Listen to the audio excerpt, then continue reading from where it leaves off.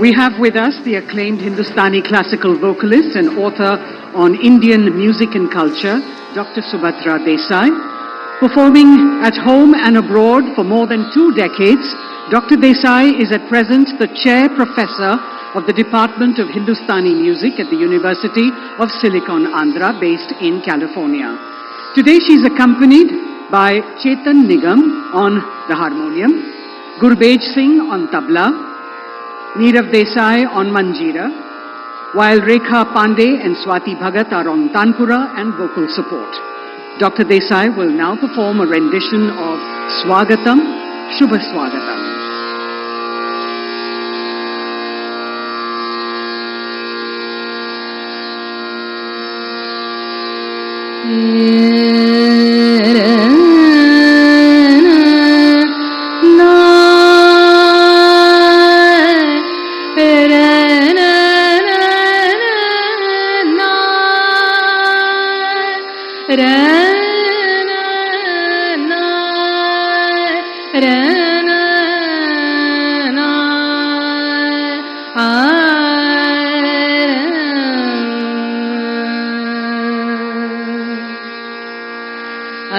स्वागतं शुभ स्वागतं अथ स्वागतं शुभ स्वागतं आनंद मंगल मंगलम आनंद मंगल मंगलम नित प्रियं भारत भारतं स्वागतं शुभ स्वागतं अथ स्वागतं शुभ स्वागतम्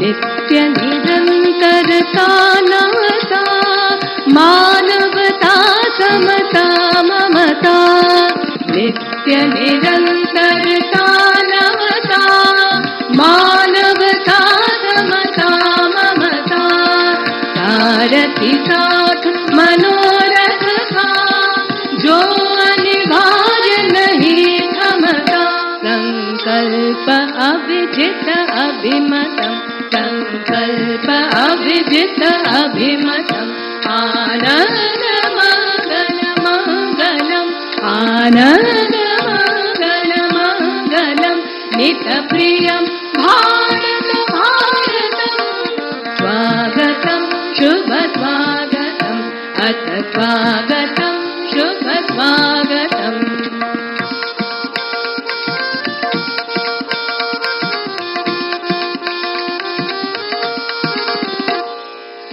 सुमित नई कामनाए सुरभित नई साधनाए सुमित नई कामनाए सुरभित नई साधनाए मैत्री मति क्रीड़ांगन में प्रमुदित बंधु भावनाए मैत्री मति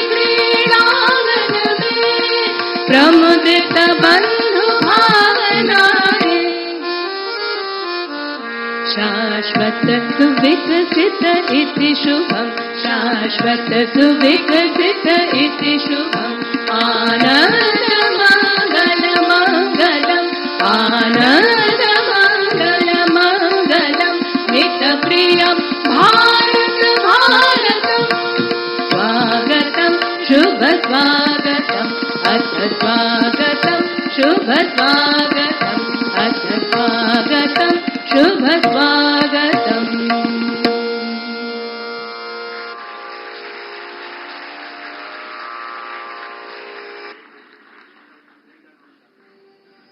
Thank you, Dr. Subhadra Desai, and accompanying artists for that reverent and spiritually uplifting rendition of Swagatam, Shubha Swagatam.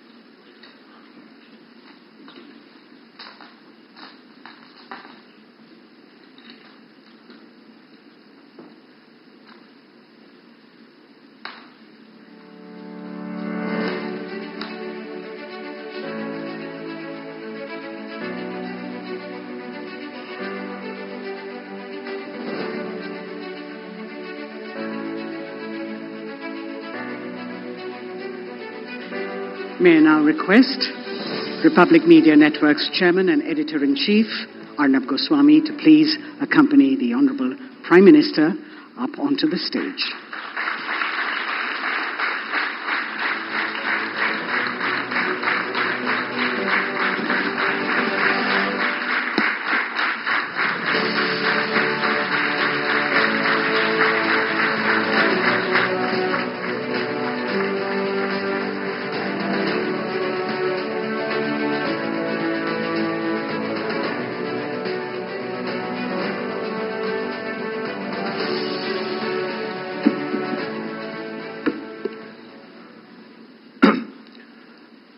माननीय प्रधानमंत्री नरेंद्र मोदी जी, आपका रिपब्लिक नेटवर्क के समिट में आपका स्वागत है।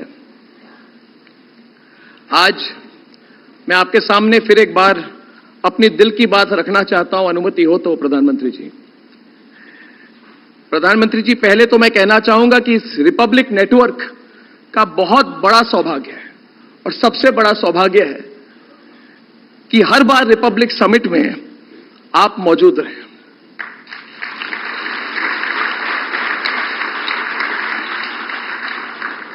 तीन 315 दिन पहले रिपब्लिक समिट के इसी मंच पर आप थे और मुझे आपको बताने में बहुत खुशी हो रही है प्रधानमंत्री जी कि इन दिनों हमने एक और न्यूज चैनल लॉन्च किया है, रिपब्लिक कन्नड़, और रिपब्लिक अभी दक्षिण भारत में भी हमारी एंट्री हुई है।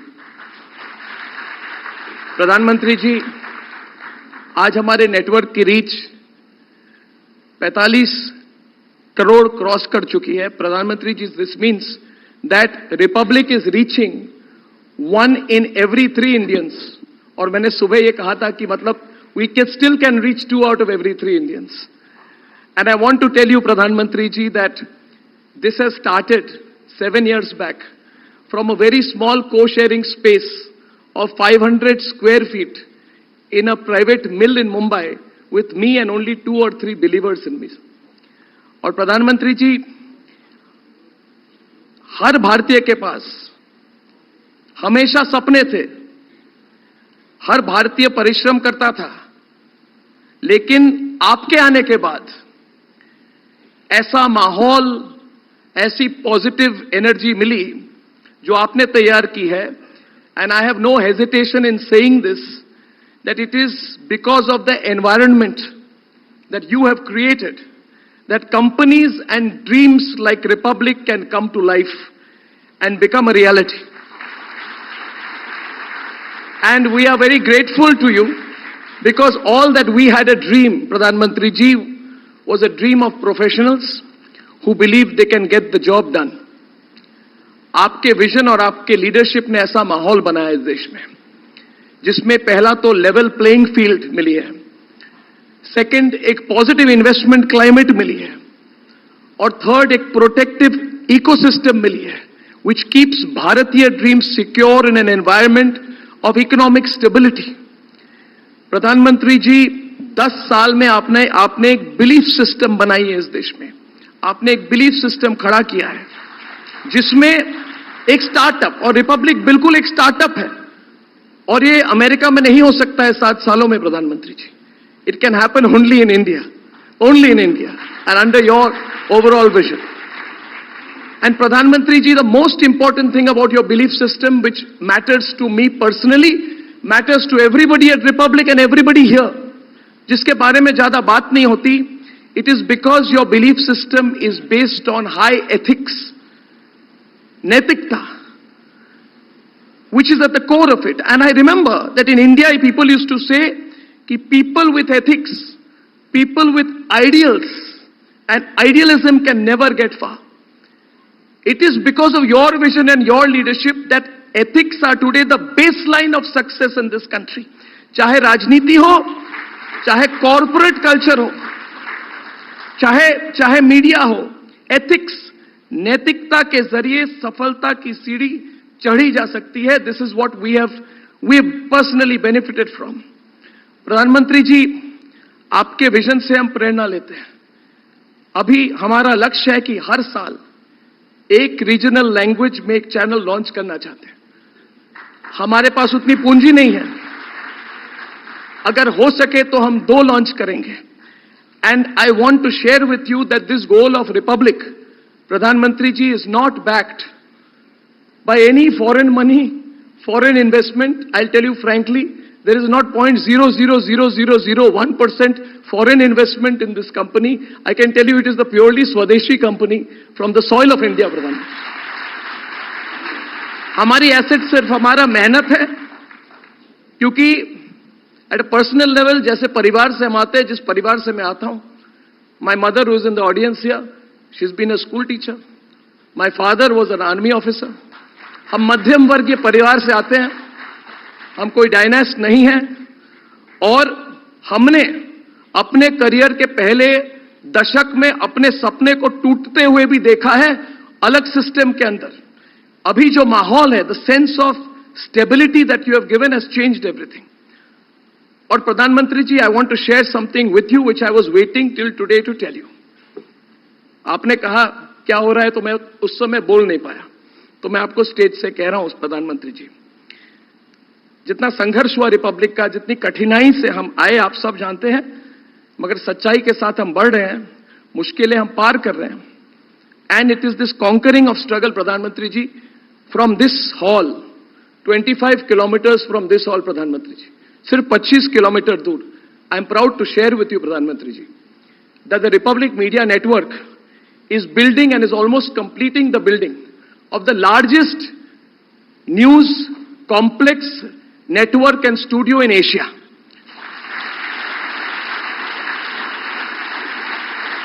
And I have no hesitation in saying I am inspired by you, because you may not remember, Pradhan Mantri ji, but 7-8 years back you said that India needs a global media. और आपने कहा था ये सिर्फ सरकार का काम नहीं है, कोई एंटरप्रेन्योर इंडिया से करे, and we have taken upon the challenge. That centre, I hope and pray that one day you will visit our news centre. My dream is to set up within 1 year, 1.5 years, प्रधानमंत्री ji, the first global news organisation from the soil of India, operating from New Delhi, from the national capital reason.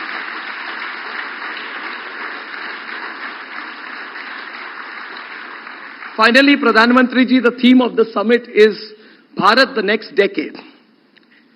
लेकिन मैं एक और कदम बढ़कर कहूंगा कि आने वाले दशक जो है वो भारत का है, हर भारतीय के लिए विकसित भारत एक लक्ष्य है।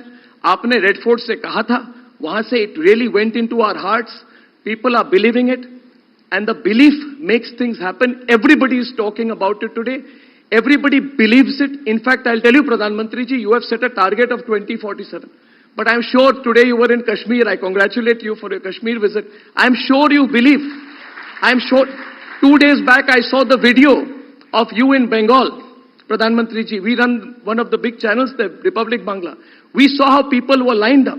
We saw the way people were responding to you. So I believe that in this country, every Indian has absorbed the idea of Viksit Bharat. And our commitment to you is, we will not even believe in 2047, Pradhan Mantri ji. If all of us come together, then I believe that we can do it even earlier. Your vision is our vision. Your vision is the vision of 1.4 billion Indians. And what they say about pro-incumbency, I am not a psephologist. I don't believe in psephology, Pradhan Mantri ji. But I'll tell you one thing. Pro-incumbency for me, as a citizen of India, is when I see things happen in my lifetime, in our parents' lifetime, in our children's lifetime. We are seeing the changes. It is not a far-off dream. We are seeing what is happening in the next half decade, in the next decade, and it is all because of your hard work and your vision. And therefore, I feel proud to invite you. I feel overwhelmed that you've come for my event. And Pradhan Mantri ji, I invite you to take the stage today and inspire all of us who have been waiting since morning with your vision,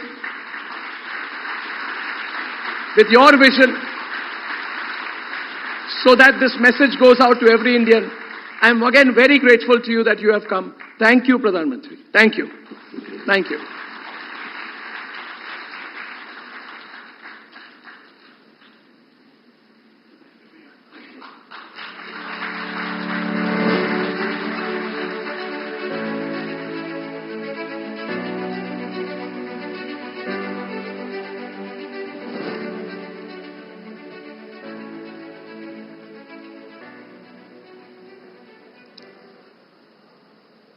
आप सबको नमस्कार।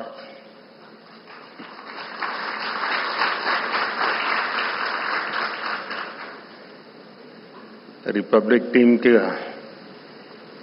भी मेरी तरफ से विशेष इस summit के लिए मैं बहुत बहुत बधाई देता हूं और मैं मानता हूं कि अर्नब ने जो बताया वो दिन भर जो मंथन चला होगा उसी में से निकला होगा।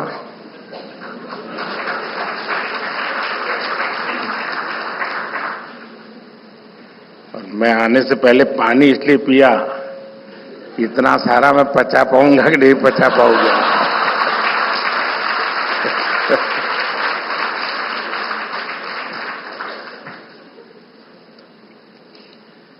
कुछ साल पहले जब मैंने कहा था कि ये दशक भारत का है, अब जब हम पॉलिटिकल लोग बोलते हैं तो लोग यही मानते हैं कि ये तो पॉलिटिकल स्टेटमेंट है, ये राजनेता तो बोलते रहते हैं, लेकिन ये भी सच्चाई है। आज दुनिया ये कह रही है ये दशक भारत का है।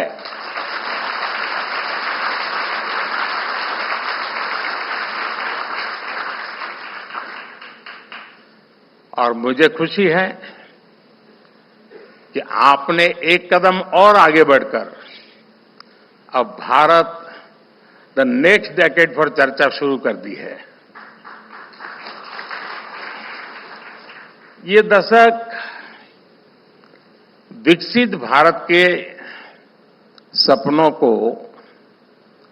पूरा करने का एक अहम दशक है और मैं मानता हूं कि जो भी जिसको इन्फ्लुएंस कर सकता है, कोई भी पॉलिटिकल आइडियोलॉजी हो, कितने ही ऑपोजिशन ख्याल रखते हो, लेकिन ये कहने में क्या जाता है कि भाई ये 10 साल काम करने जैसे हैं, उसमें क्या जाता है। लेकिन कुछ लोग इतनी निराशा की गर्त में डूबे हुए हैं कि उनके लिए न ये सोचना, न ये सुनना और न ही ये बोलना बड़ा मुश्किल हो गया है। कुछ लोग खास हंसी शेयर कर रहे हैं। तो स्वाभाविक है कि मेरी बात सही जगह पे पहुंच गई है।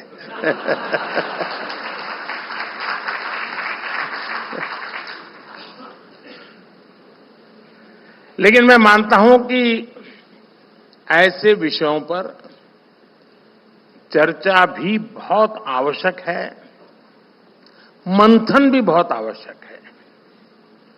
लेकिन साथियों, जिस दशक में हम अभी है, जो दशक अभी गुजर रहा है, मैं समझता हूं वो आजाद भारत का अब तक का सबसे इंपॉर्टेंट डेकेड है।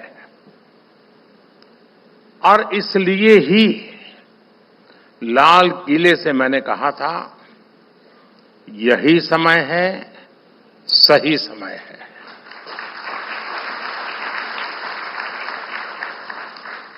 ये दशक एक सक्षम, समर्थ और विकसित भारत बनाने की नींव को मजबूत करने वाला डेकेड है। ये दशक उन आकांक्षाओं को, एस्पिरेशंस को पूरा करने का है जो कभी भारत के लोगों को असंभव लगती थी। एक मेंटल बैरियर तोड़ना बहुत जरूरी है।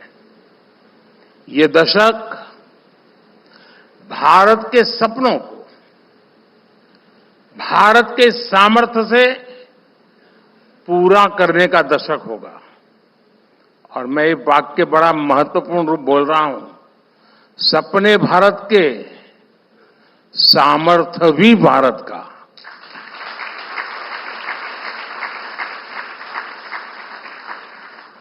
अगला दशक शुरू होने से पहले हम भारत को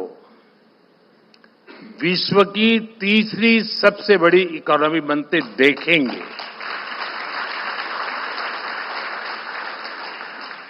अगला दशक शुरू होने से पहले भारतीयों के पास घर, शौचालय, गैस, बिजली, पानी, इंटरनेट, सड़क, हर बुनियादी सुविधाएं उसके पास होगी।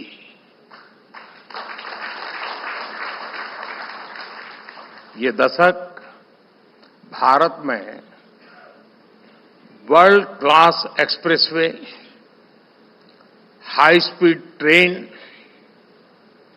देशव्यापी वाटरवेज नेटवर्क, ऐसी अनेक इंफ्रास्ट्रक्चर की आधुनिकतम चीजों के निर्माण का दशक होगा।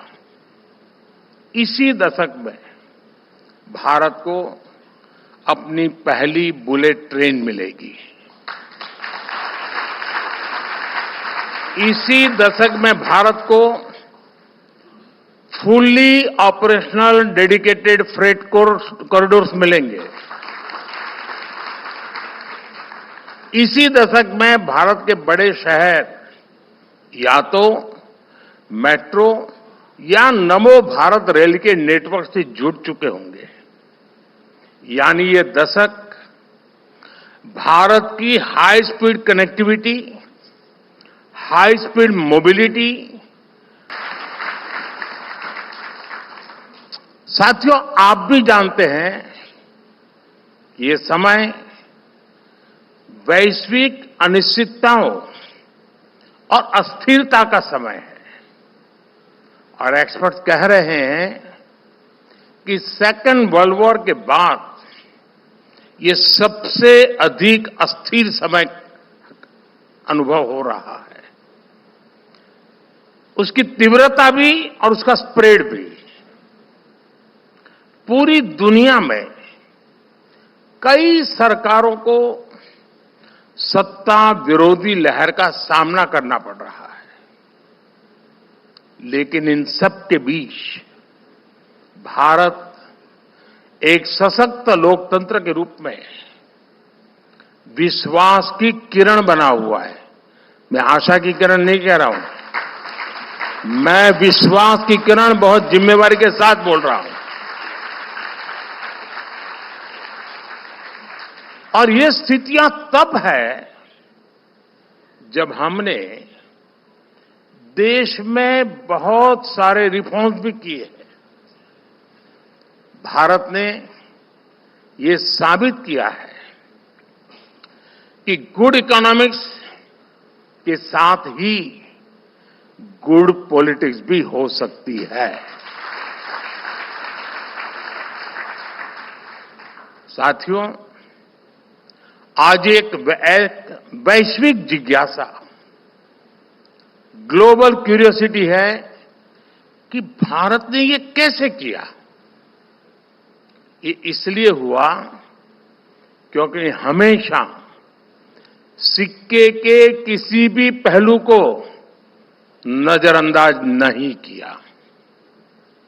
ये इसलिए हुआ क्योंकि हमने देश की जरूरतें भी पूरी की और सपने भी पूरे किए। ये इसलिए हुआ क्योंकि हमने समृद्धि पर भी ध्यान दिया और सशक्तिकरण पर भी काम किया।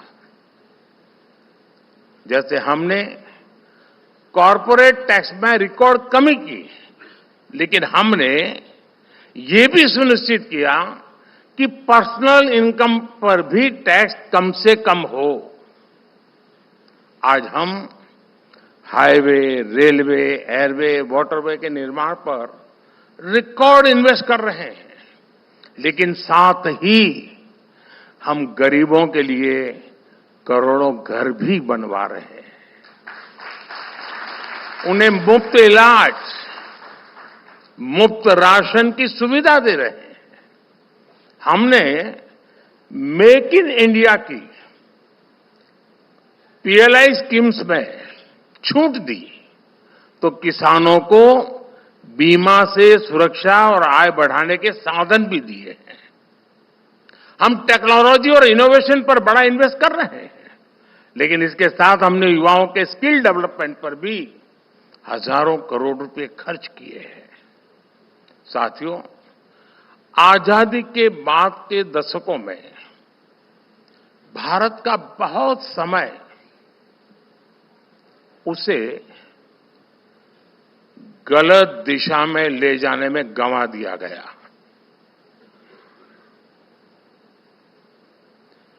एक ही परिवार पर फोकस की वजह से देश का विकास डिफोकस हो गया।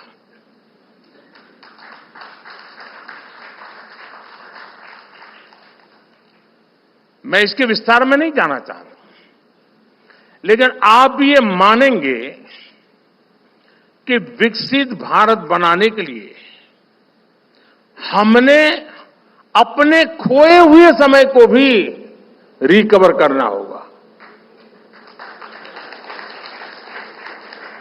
इसके लिए अभूतपूर्व स्केल और अभूतपूर्व स्पीड पर काम करना होगा। आज आप भारत में हर तरफ यही होता देख रहे होंगे। मैं जब गुजरात में था तो मैं उस समय पब्लिकली चुनौती देता था कि किसी भी दिशा में 25 किलोमीटर जाइए, आपको कोई न कोई डेवलपमेंट का, इंफ्रास्ट्रक्चर का काम चलता हुआ नजर आएगा। किसी भी दिशा में 25 किलोमीटर कहीं से भी शुरू करो।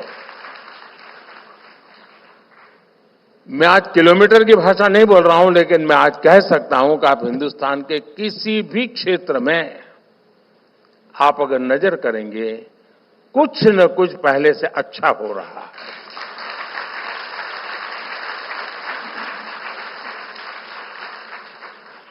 और आप लोग भले इस पर डिबेट कर रहे हैं कि तीसरे टर्म में बीजेपी को 370 से कितनी ज्यादा सीटें मिलेगी।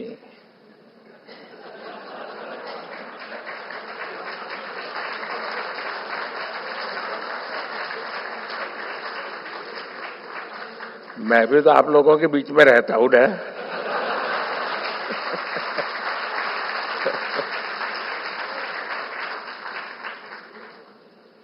लेकिन मेरा पूरा ध्यान देश के विकास की स्पीड और स्केल पर को और बढ़ाने पर ही लगा हुआ है।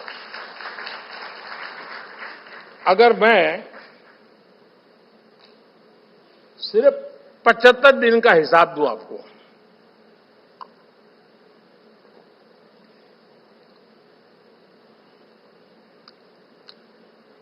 सिर्फ 75 दिन तो इनकी बात करूं, 75 डेज, तो रिपब्लिक के दर्शक भी हैरान हो जाएंगे, और मैं पक्का मानता हूं हैरान हो जाएंगे। यहां कुछ लोग नहीं होंगे। देश में किस स्पीड पर काम हो रहा है। पिछले 75 डेज में मैंने करीब करीब 9 लाख करोड़ रुपए के प्रोजेक्ट का शिलान्यास और लोकार्पण किया है।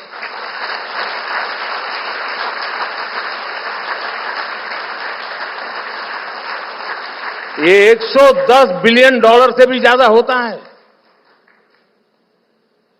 दुनिया के कितने ही देशों का ये साल भर का खर्च भी नहीं है, और हमने सिर्फ 75 डेज में आधुनिक इंफ्रास्ट्रक्चर पर इससे ज्यादा इन्वेस्ट कर दिया है।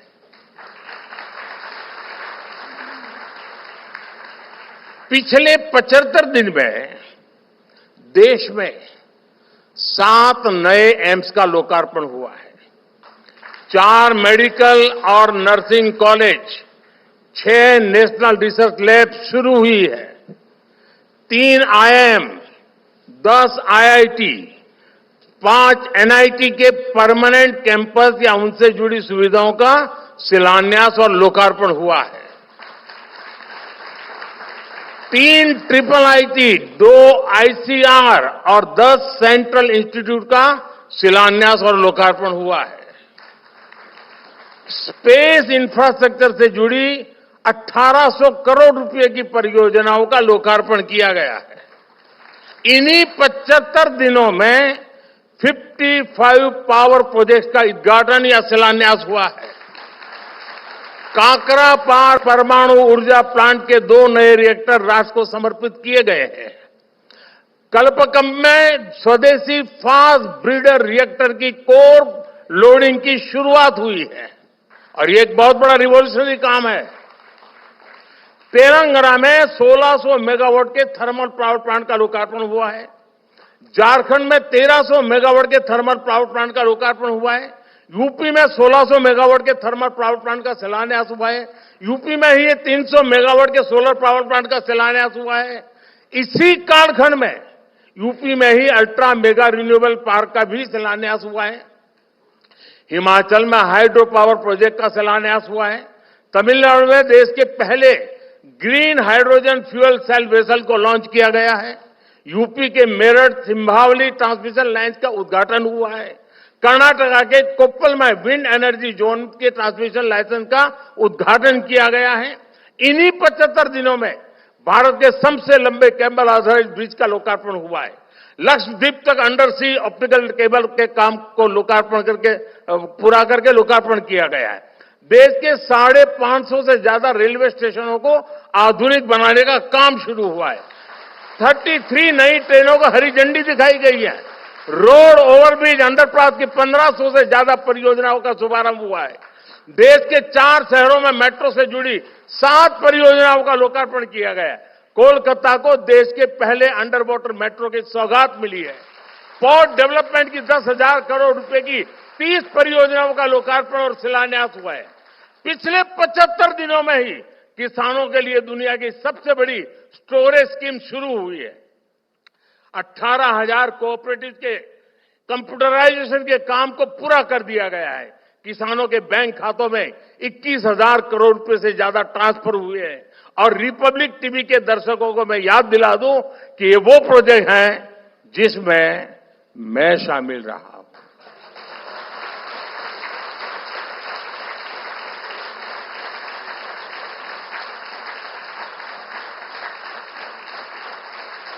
और ये मैंने सिर्फ शिलान्यास और लोकार्पण की बात की, और भी तो बहुत कुछ किया है, वो मैं नहीं बता रहा हूं। इसके अलावा मेरे सरकार के बाकी मंत्री, बीजेपी एनडीए की दूसरी सरकारों की लिस्ट अगर मैं बोलता जाऊंगा तो मैं नहीं मानता हूं आप सुबह की चाय का इंतजाम किया है कि नहीं किया है।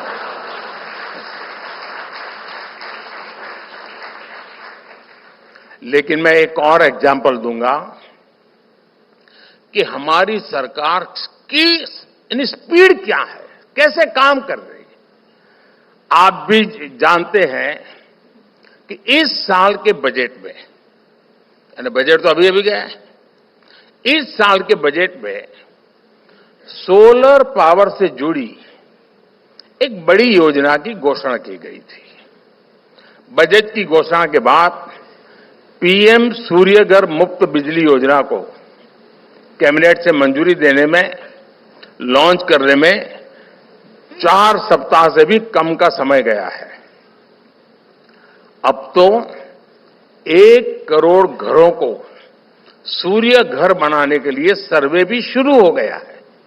इस योजना के तहत सरकार की तैयारी 300 यूनिट तक मुफ्त बिजली देने और अतिरिक्त सोलर यूनिट से लोगों को कमाई करवाने की भी है। आज देशवासी हमारी सरकार की स्पीड और स्केल को अपनी आंखों से देख रहे हैं, महसूस कर रहे हैं, और इसलिए ही वो कह रहे हैं एक बार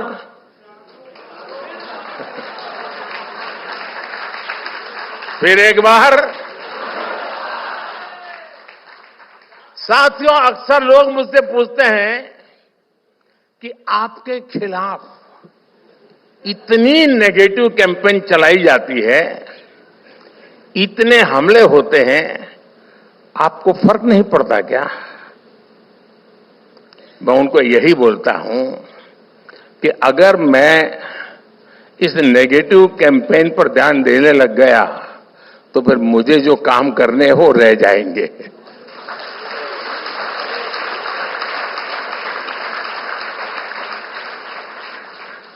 मैंने 75 दिन का रिपोर्ट कार्ड आपके सामने रखा है, लेकिन साथ ही मैं अगले 25 साल का रोड मैप भी लेकर चल रहा हूं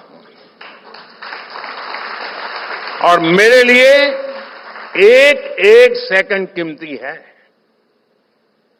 इस चुनावी माहौल में भी हम अपने कामकाज को लेकर जनता के पास जा रहे हैं, लेकिन दूसरी तरफ क्या है? दूसरी तरफ गुस्सा है, गालियां है, निराशा है। इनके पास न मुद्दा है और न कोई समाधान है। ऐसा क्यों हो रहा है? ऐसा इसलिए है क्योंकि इन पार्टियों ने 7 दशक तक सिर्फ स्लोगन्स पर चुनाव लड़ा। ये लोग गरीबी हटाओ कहते रहे, ये स्लोगन से उनकी सच्चाई है। बीते 10 साल में लोगों ने स्लोगन्स नहीं, सॉल्यूशंस देखे हैं।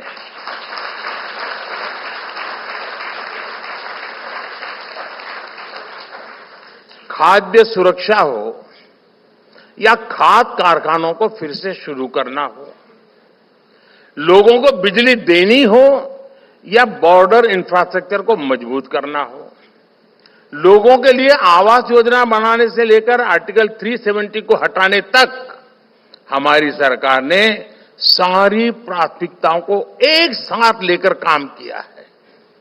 साथियों, रिपब्लिक टीवी का सवालों के साथ बहुत पुराना रिश्ता रहा है।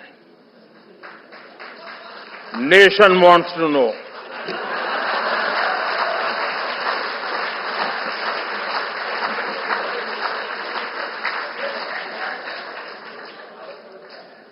और ये कहते कहते आप लोग अच्छों के पसीने छुड़ा दिए हैं।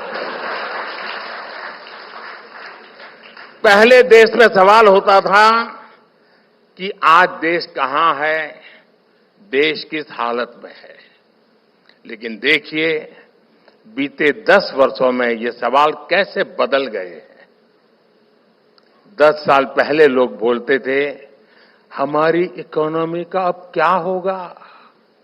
आज लोग पूछते हैं, हम कितनी जल्दी तीसरी सबसे बड़ी इकोनॉमी बनेंगे। 10 साल पहले लोग बोलते थे, हमारे पास ये विकसित देशों वाली टेक्नोलॉजी कब आएगी। आज लोग विदेशों से आने वालों से पूछते हैं, आपके यहां डिजिटल पेमेंट नहीं होता है क्या।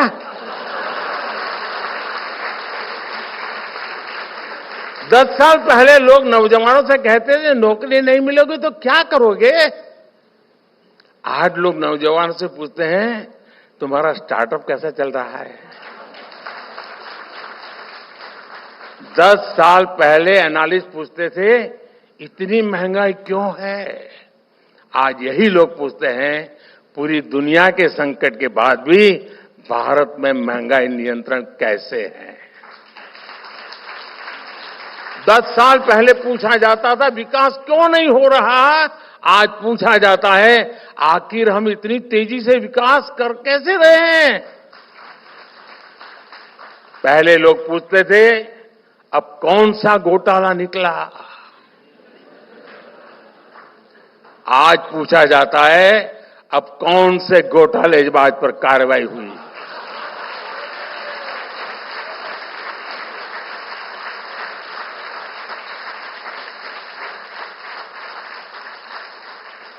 पहले मीडिया के साथी पूछते थे, कहां है बिग बैंग रिफॉर्म्स।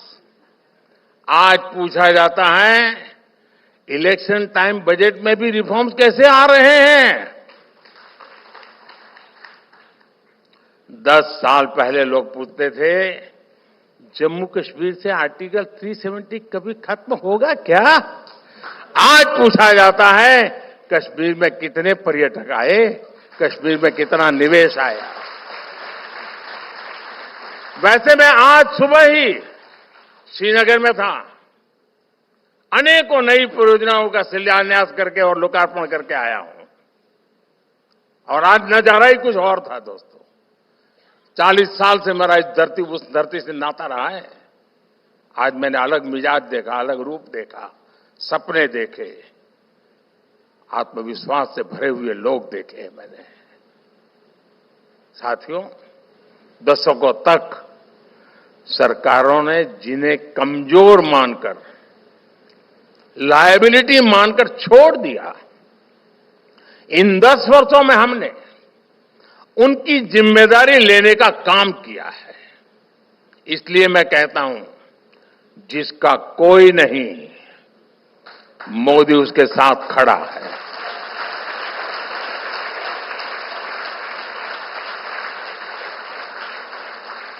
आप एस्पिरेशनल डिस्ट्रिक्ट का उदाहरण लीजिए। वर्षों तक इन जिलों को, यहां रहने वाले करोड़ों देशवासियों को पिछड़ा बताकर भाग्य के भरोसे छोड़ दिया गया था। ये पिछड़ा इलाका है। हमारी सरकार ने न सिर्फ सोच बदली, बल्कि अप्रोच भी बदला और साथ साथ उनका भाग्य भी बदला। इसी तरह हमारे बॉर्डर किनारे के जिले और वहां के रहने वालों की भी जिंदगी थी। पहले की सरकारों की नीति थी कि सीमा से सटे इलाकों का विकास ना हो। ऑफिशियल कहते थे विकास ना हो। इस नीति के कारण वहां रहने वाले लोगों को भी परेशानी होती थी, पलायन होता था। हमने वाइब्रेंट विलेजेस प्रोग्राम शुरू किया, जिससे कि लोग सशक्त हो और इलाकों की स्थितियां बदले। दिव्यांगों का उदाहरण देखिए। वर्षों तक इन पर किसी ने ध्यान नहीं दिया, क्योंकि वोट बैंक नहीं थे। हमने ना सिर्फ दिव्यांगों को हर क्षेत्र में प्राथमिकता दी, बल्कि लोगों की सोच भी बदली। आप हैरान हो जाएंगे जी, मैं कहूंगा ये ऑडियंस को तो शायद बेचैनी हो जाएगी।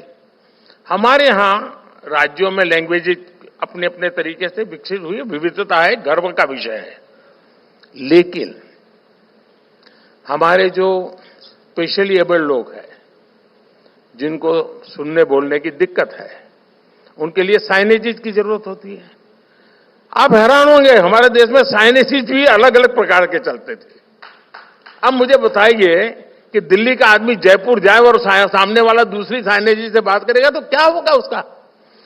आजादी के इतने सालों के बाद मैंने उस काम को किया, कमेटी बिठाई, और आज पूरे देश में मेरे दिव्यांग जनों के लिए एक ही प्रकार के साइनेजेस पढ़ाए जाते हैं। बात छोटी लगेगी लोगों, लेकिन जब एक संवेदनशील सरकार होती है ना, तब उसकी सोच, उसका अप्रोच जमीन से जुड़ा हुआ होता है, जड़ों से जुड़ा हुआ होता है और जनों से जुड़ा हुआ होता है।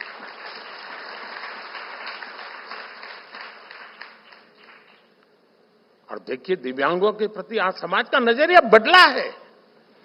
पब्लिक इंफ्रास्ट्रक्चर का निर्माण तक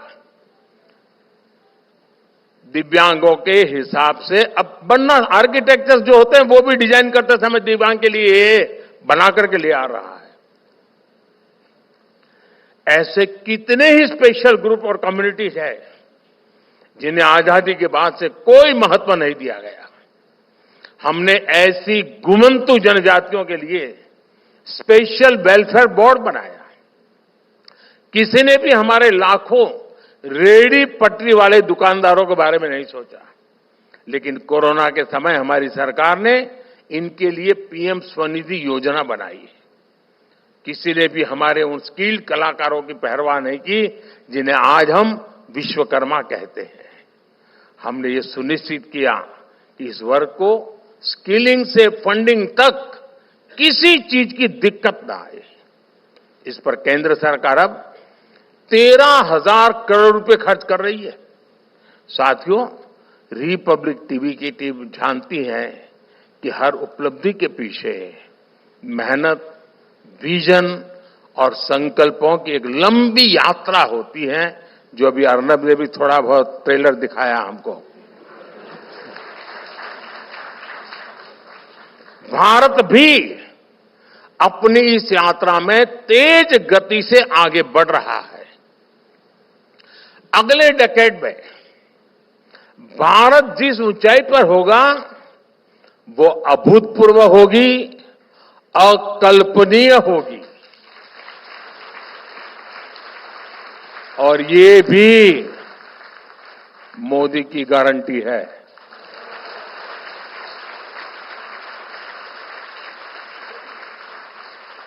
साथियों, मुझे अच्छा लगा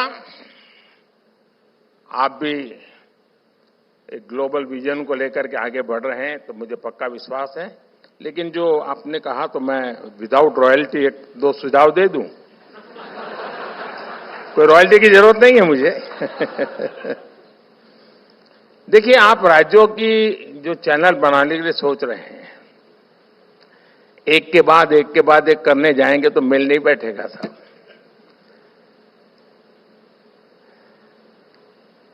मैं मूलतः मेरा सोचने का तरीका ही अलग है, इसलिए मैं कह रहा हूं, आप एक डेडिकेटेड ऐसी चैनल बनाइए जिसमें आप टाइम फिक्स कीजिए कि 2 घंटे गुजराती, 2 घंटे बंगाली, 2 घंटे मलयालम, एक ही चैनल होगी। और आज गूगल गुरु आपका ट्रांसलेशन तो कर ही देता है। और मैं एआई की दुनिया में काफी आगे बढ़ा रहा हूं देश को। अब मेरे अपने भाषण 8-9 भाषाओं में तो आप आसानी के साथ सुन सकते हैं। अभी मैं भाषण कर रहा हूं, सभी भाषाओं में बहुत ही विदाउट नो टाइम मिल जाएंगे। तमिल लोगों को मिलेगा, पंजाबियों को मिलेगा। आप भी, उससे क्या होगा, आपकी एक कोर टीम तैयार हो जाएगी। और जो कोर टीम ज्यादा तैयार होती है, जो इकोनॉमिकली वायबल बनता है, फिर आपको 15 दिन के बाद उसको डेडिकेट कर दीजिए। आप एक दिन में 6 राज्यों की चैनल क्यों नहीं चलाते? टाइम फिक्स कर दीजिए। और टेक्नोलॉजिकली ये सब बड़ा बहुत मुश्किल काम नहीं है। दूसरा, जो आप ग्लोबल चैनल बनाना चाहते हैं, जरूरी नहीं कि हर कोई आपकी चैनल देखे।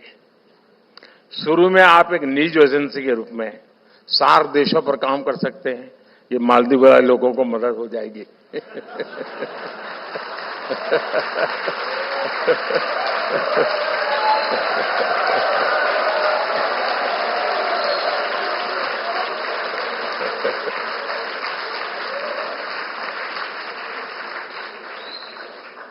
नसीब मेरा बहुत पुराना दोस्त है, तो मैं उसे कुछ भी कह सकता हूं।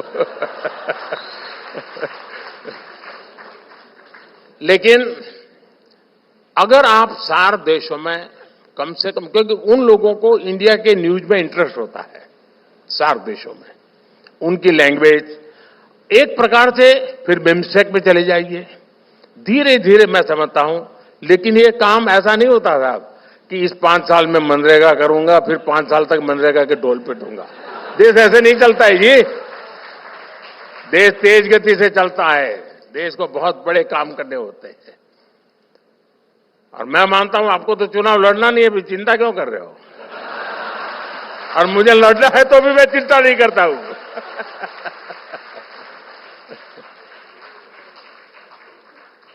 चलिए, बहुत बहुत शुभकामनाएं, बहुत बहुत धन्यवाद।